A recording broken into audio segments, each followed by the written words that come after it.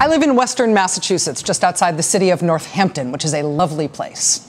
Among its many downtown charms, Northampton, Mass. has a really awesome and elegant, big public library that's called the Forbes Library. Forbes is not just a centerpiece of downtown life in Northampton. It turns out it also has national significance. Forbes Library isn't named for a U.S. president. There's never been a President Forbes. It's actually named after some rich guy judge who donated the building. But Forbes Library in Northampton, Massachusetts contains the Presidential Library and Museum of former U.S. President Calvin Coolidge. That's all tucked away inside there somewhere, inside the place where I used to check out DVDs back when I couldn't afford rental fees at Blockbuster. Calvin Coolidge's papers and his presidential memorabilia are tucked away inside that building that doesn't even have his name on it at the Public Library in Northampton. Calvin Coolidge is the last U.S. president to not have an official, freestanding, named-after-him presidential library. Since Coolidge, all of our other American presidents that we've had, even Nixon, they all have an edifice built somewhere in their honor. The tourist brochure from the National Archives about all the presidential libraries includes this kind of creepy map that makes it seem like the disembodied spectral heads of all these presidents loom over whole regions of the country. Look at poor Arizona. They had nothing to do with Nixon, but he looms over that state like a death's head. Before today, this map showed all of the different places that you could go in the country as a member of the public to explore our modern presidents and the things they have preserved for history about their presidency. Well, as of today, as of May 1st, 2013, you can add a new one. Brochure is now out of date. Down there by LBJ and Poppy Bush in Dallas, Texas today, the George W. Bush Presidential Library and Museum officially opened to the public for the first time. And I think it is important to know, I think it should probably be said every time somebody notes that there is a George W. Bush Presidential Library. I think it should be said every time that this is, rather bluntly, a museum that is designed to make you think that the Iraq War was a great idea. Seriously. There's a game that you play inside the George W. Bush Presidential Library, and there have been all these sort of vague print press descriptions about this game, that it lets you decide. It sensitively handles the various controversies of the Bush presidency by letting you decide. No. We finally today got footage of the game being played. We got permission from the library. We sent a crew down there with a camera this morning to show, so we could see for ourselves, what happens when you play the game. And it's amazing. The library is open to the public for the first time as of today, and this is what's happening there today when people from here on out go to the George W. Bush Presidential Library to play the Decision Points game. This is what happens. Watch. George W. Bush made many tough decisions as president. Now you'll get a flavor for what that's like. Take a look at the list of scenarios in front of you. First, you will select which one you want to tackle. The majority of the theater chose the threat of Saddam Hussein. President Bush had to make a choice. 1, seek another UN resolution. 2, lead an international coalition to remove Saddam. 3, take no action and accept that Saddam Hussein will remain in power. You are about to select expert advice from a variety of people. Just as President Bush did, you will have to weigh conflicting points of view. Okay, we're ready to start. Work fast. The clock is ticking.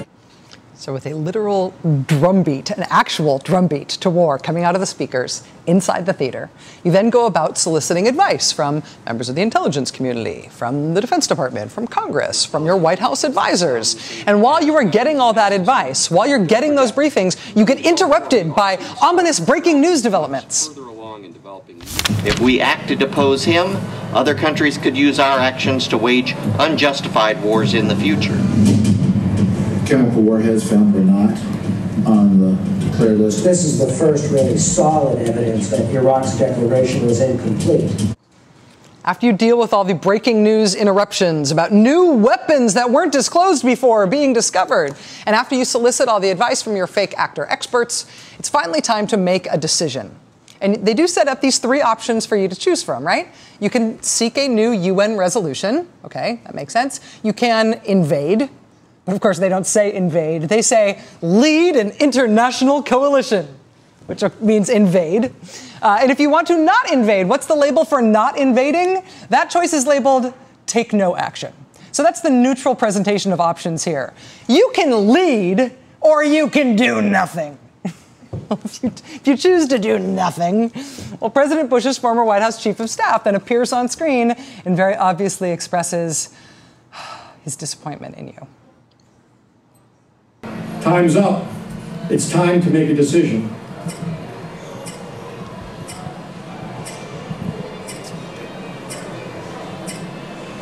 You were asked how to address the threat of Saddam Hussein. You had three options. The people in the theater today decided to take no action and accept that Saddam Hussein will remain in power. And accept. That, way to go, wusses. Andy Card doesn't just stop there, though, with his disapproving, almost disbelieving look. He then introduces President Bush to come on screen and make the case for why the correct answer is actually that you should have invaded.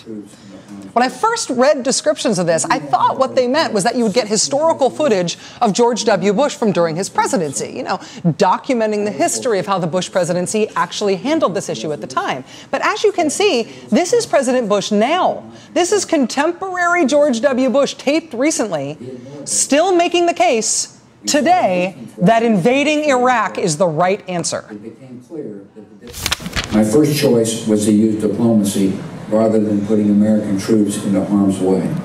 First choice, diplomacy. He goes on to explain all the UN resolutions that were passed to try to get Saddam Hussein to comply. Then he launches right into this explanation for why invading Iraq was the right thing to do. Because smoking gun was going to be a mushroom cloud. Because Saddam's weapons of mass destruction. Saddam being linked to terrorist groups. Seriously. After 9/11, the stakes were too high to trust the dictator's word against the weight of evidence and the consensus of the world. Saddam posed too big a risk to ignore.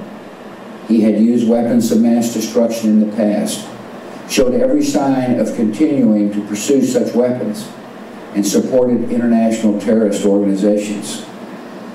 The world was made safer by his removal. With his departure, 25 million Iraqis had the chance to live in freedom and build a free society. The new democracy in Iraq can be a valuable ally in the heart of the Middle East and a beacon of hope to reformers around the world. Imagine at the Bill Clinton Presidential Library, an interactive exhibit designed to prove that he did not have sexual relations with that woman. Imagine an interactive Meet Tricky Dick hologram exhibit at the Nixon Library showing you point by point the ways in which he really isn't a crook. You know, the weight of evidence did not show that we had to invade Iraq. There was no consensus of the world that we had to invade Iraq. When we invaded Iraq, look at this. Every country in the map that is shaded blue here, every country on this map shaded in blue was against us invading Iraq. Does it seem like there was a world consensus that we should invade Iraq? The head of the UN at the time said that he considered that invasion to be illegal. The consensus of the world was that George W. Bush had to lead an international coalition to invade Iraq? Are you serious? These little kids, who as of today are going to our nation's newest presidential library to learn the unvarnished history about this presidency, are being told that Saddam Hussein showed every sign of continuing to pursue weapons of mass destruction. The case to invade Iraq was not mistaken. The case to invade Iraq was cooked up. It was a hoax perpetrated on the American people. And they are still cooking it up right now, 10 years to the day after the mission accomplished speech, as if the last 10 years never happened. This is how kids right now, as of today, are being taught that part of our nation's history. I kind of think this is a national scandal.